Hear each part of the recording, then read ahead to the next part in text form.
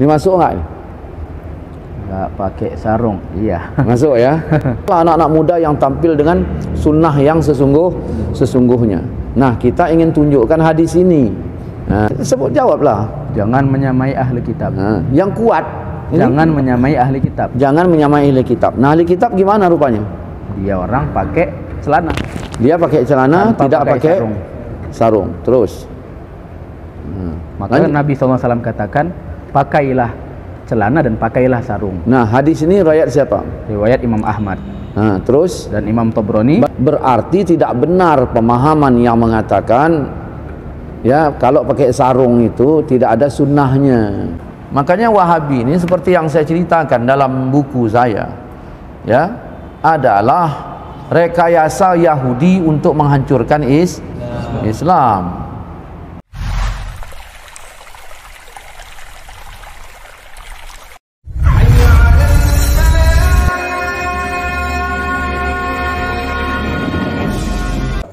Bismillahirrahmanirrahim. Dari Abi Umamah, wahai Rasulullah, hadis ini dari Abi Umamah, dari Abi Umamah Al-Bahili. Wahai Rasulullah, langsung kepada pokok ya. Ya. Sesungguhnya ahli kitab memakai celana atau dalam kurung sirwal dan tidak memakai izar atau sarong, yakni kain penutup bagian bawah. Ya Rasulullah, ahli kitab ini pakai celana, enggak pakai sarung. Coba berdiri dulu. Nah, ini masuk nggak? Nggak pakai sarung, iya. Masuk ya? Nggak, saya ingin mengatakan begini. Ada sekarang ini komunitas hijrah yang menampilkan seolah-olah inilah sunnah. Lalu kalau ada orang sholat pakai sarung ke masjid, seolah-olah wah itu pauk-pauk kali gitulah. Kan gitu. Nah, nggak mengenal sunnah. Nah, lalu dia mengatakan segala perbuatan, tunggu dulu, segala perbuatan yang tidak dicontohkan oleh Rasulullah tidak boleh dikerjakan. Jadi banyak orang kadang-kadang yang pakai gamis, yang pakai apa, jadi seolah-olah dicemarkan oleh keadaan mereka, tapi mereka lah anak-anak muda yang tampil dengan sunnah yang sesungguhnya. Nah, kita ingin tunjukkan hadis ini. Nah, apa kata Nabi ini tadi, apa pengaduan ini tadi? Hadis dari Umamah Al-Bahili. Wahai Rasulullah, sesungguhnya ahli kitab memakai celana dan tidak memakai sarung. Maka Rasulullah, itu aduannya. Ya. Siapa itu? Mereka. Ahli kitab. Dia pakai celana, nggak pakai sarung. Terus. Maka Rasulullah SAW bersabda, pakailah celana dan pakailah sarung. Jangan sampai sama dengan ahlul kitab. Nah, tutup duduk. Itu di Pekanbaru, ya.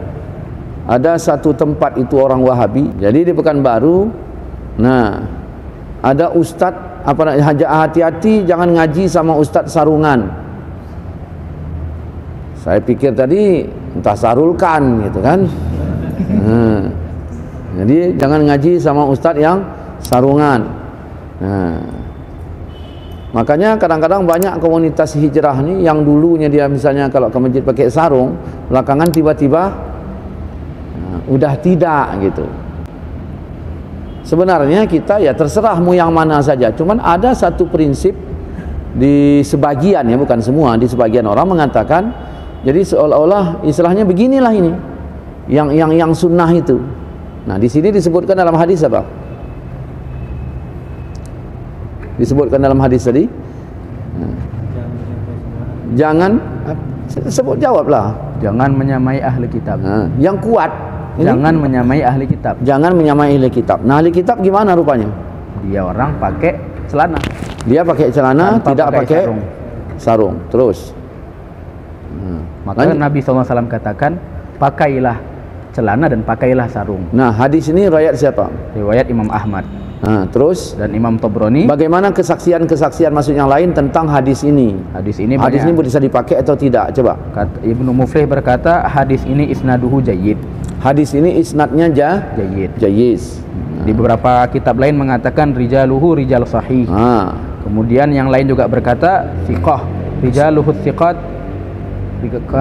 perawinya kuat. Nah, berarti tidak benar pemahaman yang mengatakan ya kalau pakai sarung itu tidak ada sunnahnya.